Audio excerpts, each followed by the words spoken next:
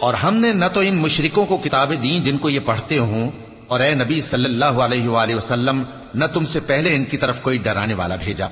اور جو لوگ ان سے پہلے تھے انہوں نے تکذیب کی تھی، اور جو کچھ ہم نے ان کو دیا تھا یہ اس کے 10ویں حصے کو بھی نہیں پہنچے۔ پھر انہوں نے میرے پیغمبروں کو جھٹلایا، سو میرا عذاب کیسا ہوا۔ کہہ دو کہ میں تمہیں صرف ایک بات کی نصیحت کرتا ہوں کہ تم اللہ کے لیے دو دو اور اکیلے اکیلے کھڑے ہو جاؤ، پھر غور کرو تمہارے رفیق یعنی اس نبی صلی اللہ علیہ وآلہ وسلم کو کسی طرح کا جنون نہیں، یہ تو تم کو سخت عذاب کے آنے سے پہلے ڈرانے والے ہیں۔ کہہ دو کہ میں نے تم سے کچھ صلہ مانگا ہو تو وہ تمہارا، میرا صلہ اللہ ہی کے ذمے ہے اور وہ ہر چیز سے خبردار ہے۔